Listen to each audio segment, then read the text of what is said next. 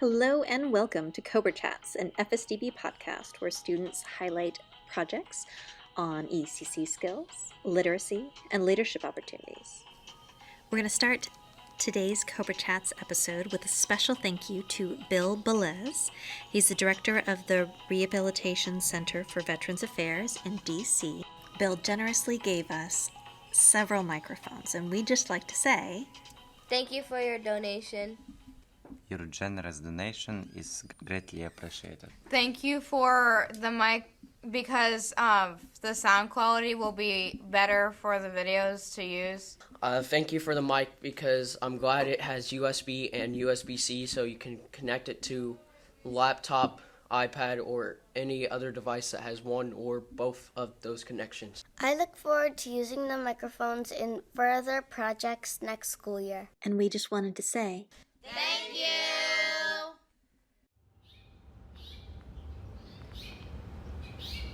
That lovely melody you just heard was the call of the house finch.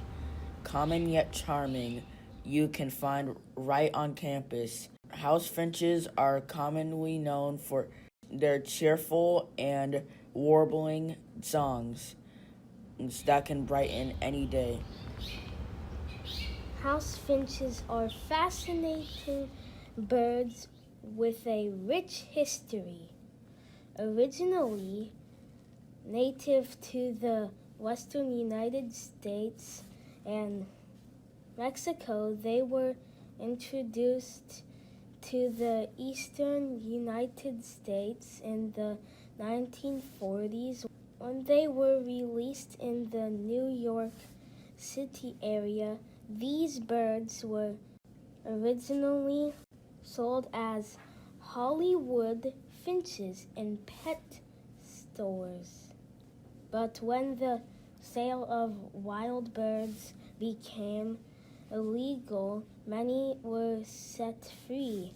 They quickly adapted to their new environment and began to spread along the Atlantic coast. These birds are highly adaptable. They can be found in urban areas, parks, and backyards. Males are easily recognizable by their bright red plumage, which comes from pigments in their food, such as sunflower seeds, thistles, and sumac. If a house finch's diet lacks in pigment, it may appear more yellow or orange instead of red. If you're curious about identifying bird calls like this one, I have a fantastic app to recommend. It's called Merlin Bird ID, and it's a powerful tool for bird enthusiasts of all levels. With Merlin, you can easily identify birds by their calls, songs, and even by sight. Plus, the app is free and accessible with voiceover, making it user-friendly for everyone. So next time you're walking around campus, keep your ear out for the sweet sounds of the house finch, and remember to listen to the world around you. Happy birding.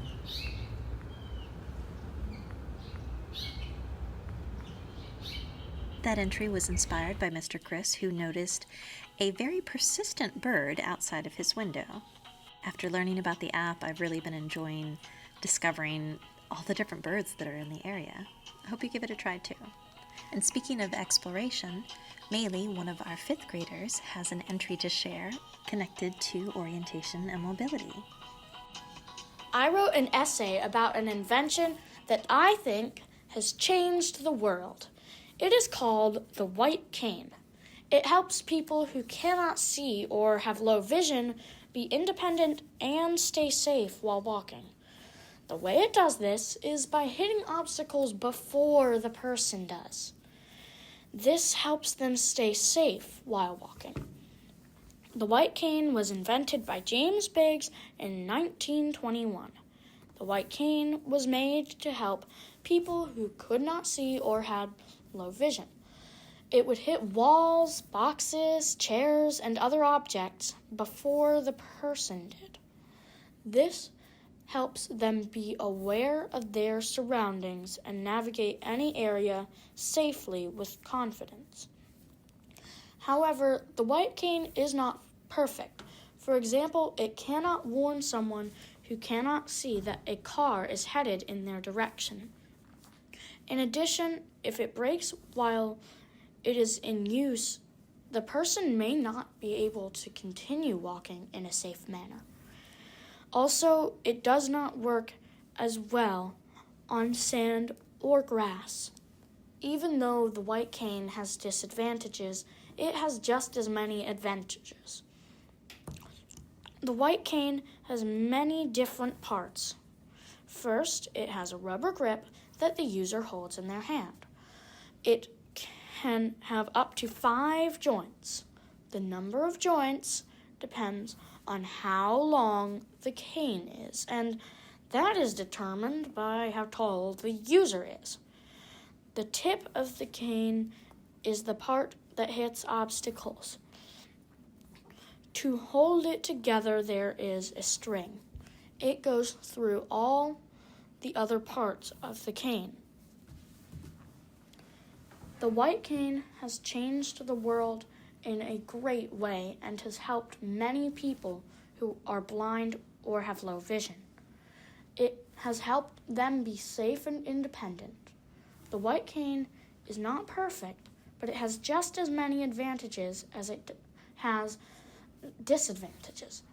The white cane has played a crucial part in many people's lives and will continue to do so for many years.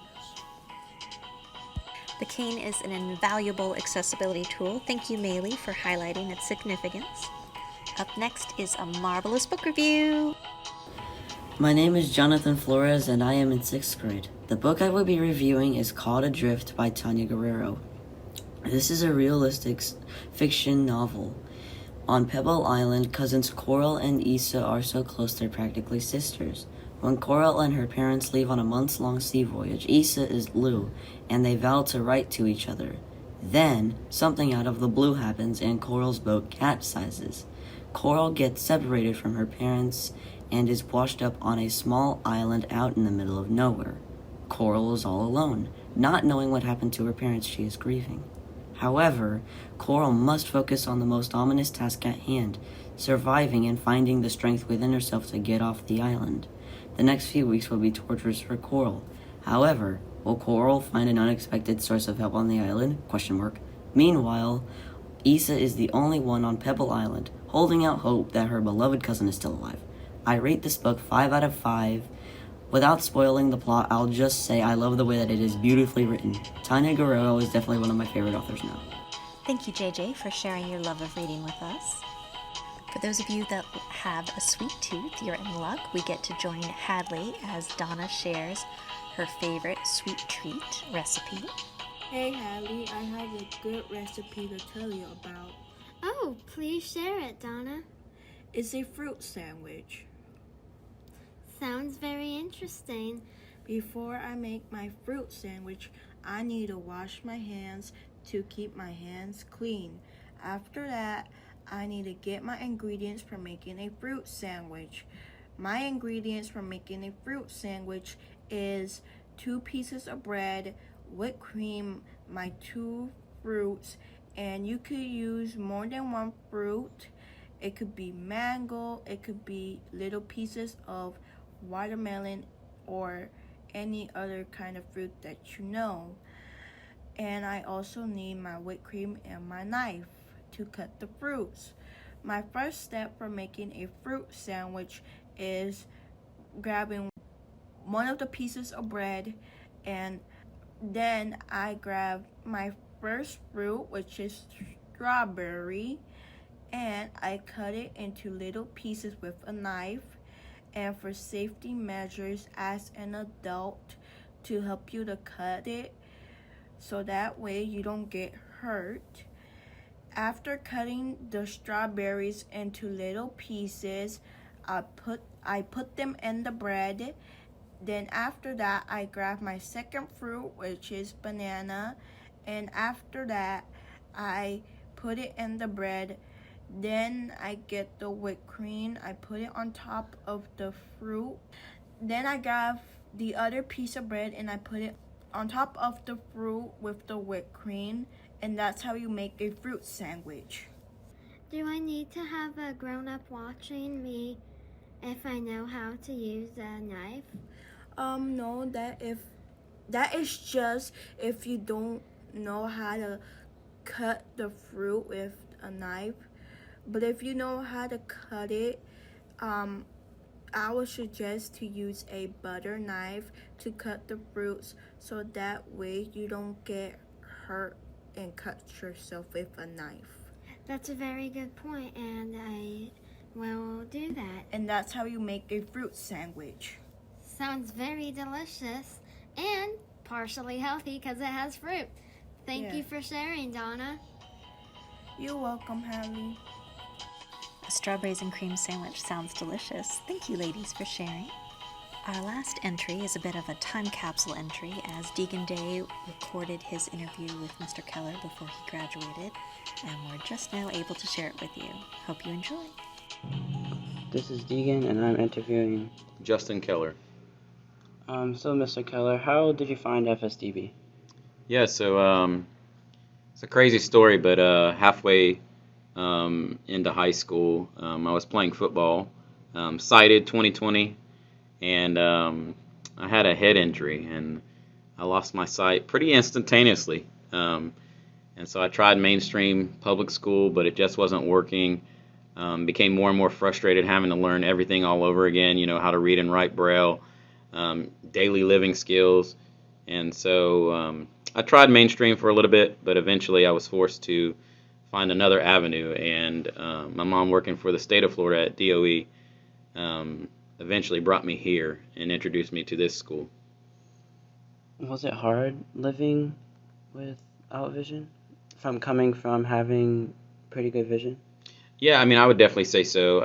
You don't know what you miss if you've never had it, but having had sight, growing up, having friends, really taking that sight for granted, but being able to do things that everybody does, play sports that I was used to, driving, different things like that, and your whole world flipped upside down to something you're not used to. It's pretty difficult, and I was definitely broken when I came here.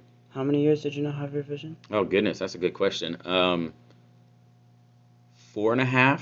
Yeah, 4.5 years of total blindness. Did you start to kind of feel better about it at any point?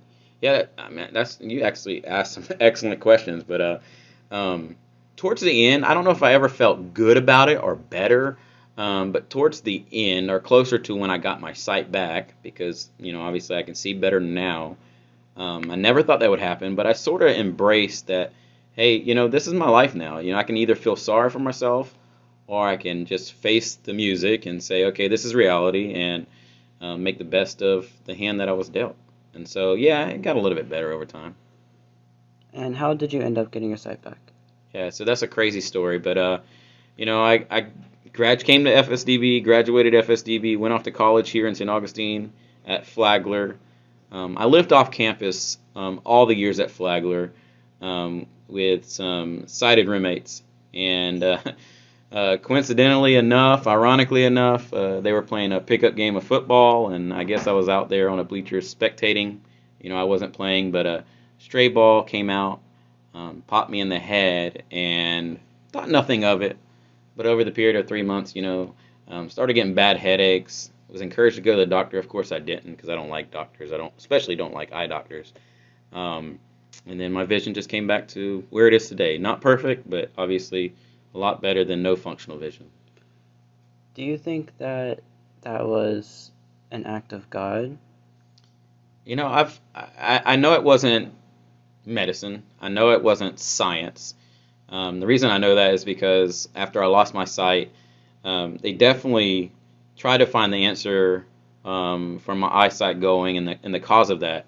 anywhere from Atlanta down to South Florida, and they weren't ever really able to put their finger on a diagnosis other than that I had a retinal disease, cone rod dystrophy, which at that time wasn't really known, but most people with that disease, they don't ever lose their sight totally blind. And so I was told, well, we can't really figure it out. We don't really know why it's gone. And basically, this is your life. This is what it is. And that was the answer I was getting every place I went.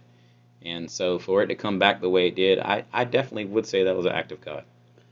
Is that why you are a part of the Young Life group? Yeah. I mean, I think that's definitely helped me being a part of Young Life and helping try to provide some hope and encouragement to other students, because maybe I can relate. I know what it's like to, I guess, in sense, walk in these students' shoes, be away from home, live in a dorm, learn how to, be part of the blind community. But really, the reason I do Young Life is because a Young Life leader, Mr. Don, was actually my Young Life leader. And when I was a student here, I was pretty broken, pretty depressed, hating life, really hating, really low. And he kept showing up. And I thought this guy, he kept showing up with donuts. And I thought this guy was either a creeper or somebody that really cared about kids. And I didn't know what to think about it at first, but I wanted a donut.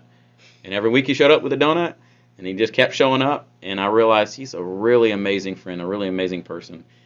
And I never really thought about continuing that, but I knew that he gave me so much hope and encouragement just being there, even if we take God out of the equation and the faith thing out of the picture, just to be able to grow relationships with students and give them hope and encouragement and love on them and mentor to them. I mean, it's so rewarding, and so that's in part why I do what I do. Would you like to maybe expand on Young Life at all? Try to promote it more, try to get more people involved? Yeah, of course. I mean, I think, again, I know personally, because I talked to countless students, over the years, and even currently, not everybody that belongs to Young Life or comes out to Young Life believes the same thing I believe. Mm-hmm. Some people are pretty open that they don't believe. And I think the program is pretty amazing in the sense that, Young Life leaders, Young Life, the ministry as a whole, we have a philosophy of earning the right to be heard. And really what that means is that I go to where students are, and if you're playing basketball, then I'm going to lace up my Nikes and I'm going to go shoot some hoops with you. Just basically doing anything to build a relationship so you'll trust me. Like, who is this random guy showing up with donuts like I experienced? So I go to where kids are, and I'm doing what you guys are doing. And even if you outright, reject God and say, I don't want anything to do, because it is a religious organization, that's okay. You're welcome and you're loved. Why? Because, when I first joined, I wasn't so crazy about that either. Growing up, I was raised in the church, and I wasn't crazy about this God thing. It was shoved down my throat. I didn't want anything to do with it. But, if I can be a best friend to a kid that needs some hope and encouragement, somebody that they can call on or talk to at any time in life, I mean, what's better than that? And then when you throw in the faith aspect, because of my beliefs, that's what really is the icing on the cake. It makes it so much better. Yeah. Well, thank you, sir. Yeah, no problem. I appreciate it. Deegan, you asked some very insightful questions. And Mr. Keller, thank you for being vulnerable with us and sharing your journey of vision loss. And with those experiences, you've gained some perspective to be able to connect with other students who are going through similar situations. It was nice to hear what gave you comfort and to have a little bit of insight into one of our after-school clubs, Young Life. Thank you for sharing. And that's it for this episode. Thank you for joining us. And as always, remember, you can do more, be more, achieve more with FSDB.